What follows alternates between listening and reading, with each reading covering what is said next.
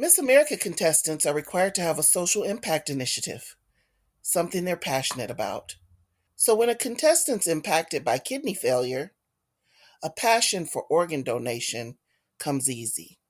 This was something I've always thought of, especially when I was younger. I just had this gut feeling that I'm going to be the one out of all my sisters to donate my kidney to my dad. And just growing up with that thought, it just became second nature when it actually came time to apply and be a living donor. I've never second guessed it. I've never thought, oh, well, what if this happens to me? Every day is an opportunity, and we don't know if we'll make it to tomorrow. So why not make the most of what we're doing here on Earth? That's Miss Quad Cities, Jessica Tilton. I'm Monica Fox, kidney transplant recipient and Director of Outreach and Government Relations for the National Kidney Foundation of Illinois, and your host for The Journey Continues. In this episode, Jessica shares her family history of chronic kidney disease and the steps she's taken to make a difference and save a life. Hi, Jessica. Let's talk pageants. Okay. How'd you get involved with pageants? I actually got involved on a whim. One of my friends, Hannah Mertens, she competes up in the Wisconsin organization. I've always seen her compete and it looked a lot of fun, but I never really had the guts to do it. And I believe it was December 19th, 2021. I was laying in bed and I saw a video online of this girl who had competed in Miss America before. And she showed herself walking up the steps to this Capitol-like building in a huge ballroom dress, and it said, Miss America helped me pay for my medical school. And then when she got to the top of the steps, she turned around and she had a lab coat on and all her medical degrees with her. And that's what really pushed me because I'm actually starting med school in the fall. And I wanted to earn scholarships to help pay for med school. So it was right there in that moment. I said, I have to sign up now, or else I'm never going to take this leap of faith. I'm never going to have this courage again. So it was completely on a whim that I just signed up. And then I told all my family after, and they were really surprised because I never outwardly showed any interest before. But I'm so glad I made the leap of faith to do it. That's awesome. So, have you earned scholarship money in doing this already? I have. I've been competing for just a little over a year, and I've earned almost $2,000 in scholarships. That's fantastic. Thank you. And so, what are your future goals in the pageant world? Will you continue? Yes, I'm competing for Miss Illinois this summer, and I'm hoping to be crowned Miss Illinois. That would give me a lot of scholarship money to pay off part of my medical school tuition this coming fall. So I'm really hoping to be crowned Miss Illinois in a few months. Oh, well, I certainly hope that that works out and that you are crowned Miss Illinois. I think you'd make a fantastic Miss Illinois. Thank you.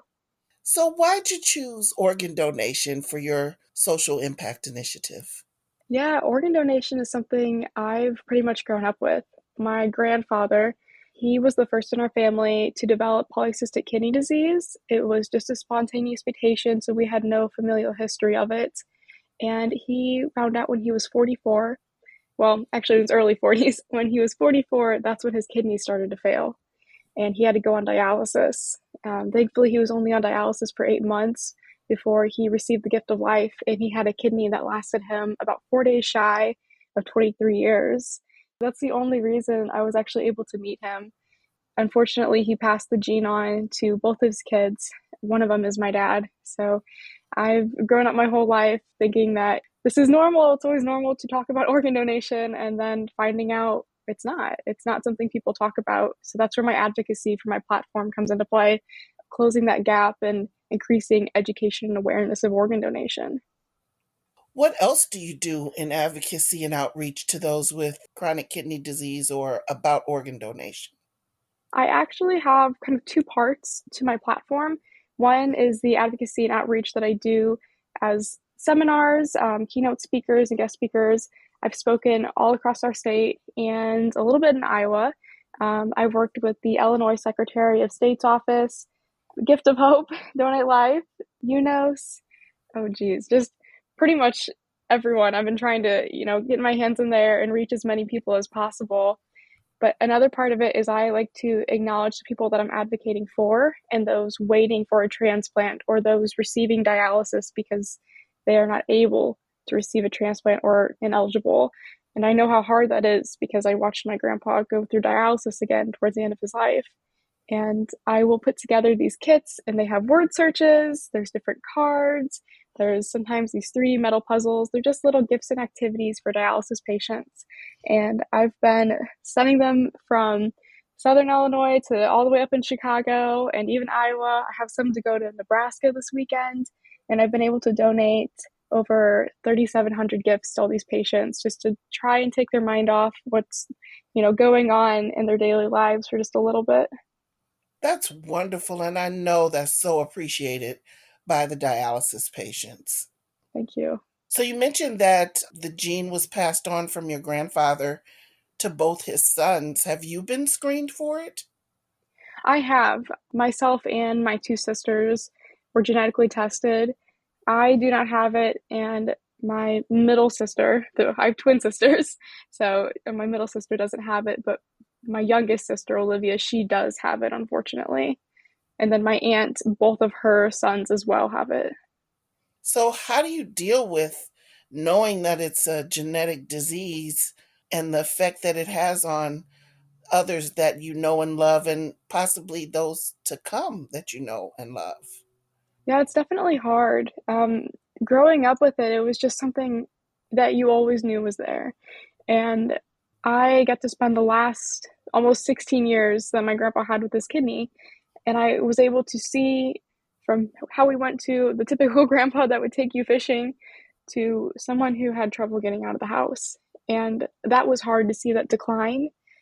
And knowing that this could happen to my family members and potentially me before I was genetically tested when I was 20 years old, it was hard. And it's still hard dealing with it and processing it. Right now, my dad's waiting on the transplant list, and I'm applying to be his living donor. I actually go up to a Mayo Clinic next week to finish my testing and hope I'll be a match. But it's definitely something that's not for the faint of heart. And just knowing that you can do even just resharing a post online or talking to someone about the importance of being an organ donor, that could even help potentially save a life someday. So true, so true. Now, how'd you make the decision to try to become a donor for your dad?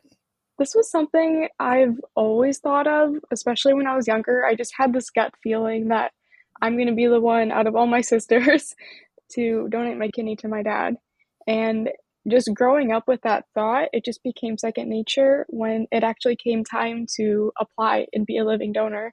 I've never second guessed it. I've never thought, oh, well, what if this happens to me? Every day is an opportunity, and we don't know if we'll make it to tomorrow. So why not make the most of what we're doing here on Earth? I agree. That's a very good thought process. So, the list of people waiting for kidneys is really long. What else do you think we can do to raise awareness and encourage people to register to be a donor? I think making it more accessible. So I believe it's about 95 to 98% of Americans agree that organ donation is something they support and it's a nonpartisan issue, but only about 52% of them are actually an organ donor. So there's that huge gap in between of people that support it but just aren't registered. So to close that gap, just going up to people and saying, "Hey, why are you not an organ donor? Like, what do I need to help you?" Or, listening to them. And if they state any myths like, "Oh, it costs too much money, I can't have an open casket funeral," and all these different things, just debunking the myths if you hear any, and also starting the conversation because it only takes 30 seconds to register online to be an organ donor. And if you have an iPhone, you can actually do it right in your health app. And that's something that a lot of people don't know. Even my friends who, you think my generation is really technologically advanced, they don't even know that. And I had to point it out and show them. And I've registered a few of my friends that way. So just starting that conversation is so important. It is important, and there are lots of myths and misconceptions out there. It is important for people to have the conversation and dispel those, like you said. That's the story, and that's what needs to happen. Absolutely. And what do you think can be done to encourage more living donors? Because without living donors, we'll never get a handle on the list. Definitely. Education is the biggest thing. In a few of my latest seminars, I've talked about the Mayo Clinic study they just released, and I believe it was published in April 2021. It's the first of its kind. It's a 20-year study where they took all of their patients from the year 2000 that donated a kidney as a living donor and tracked them the next 20 years. And the sample size was 3,002 individuals, and by the end, they only had 3,000. Two of them had passed away, not from causes due to the kidney. I believe one was homicide and one was suicide. But of the 3,000 individuals that remained, there was no long-term effects. There was no issues with the remaining kidney. What they saw was, acute things you'd see with a normal abdominal surgery. So there was abdominal pain at the beginning. There was, redness around the incision site. And the outcome was just as you would expect. Like, no one had an adverse reaction. And to have a surgery that is so advanced that you're able to have 3,000 people come out after 20 years with no complications, this is a safe surgery. And I love to tell my students as a professor and all the people that I talk to in my seminars, I wouldn't be here sharing something that I personally didn't believe in and that I thought would bring you harm. And I even bring a printed out copy of the actual Mayo Clinic study. And I have it with me for all my seminars or all my speaking engagements. And I say, you are more than happy to take this with you if you want. Sit down and read it, and I will help you interpret any graphs on here, any figures. And some people have come and looked at it after because they're genuinely interested. And no one talks about this until I bring it up because no one knows.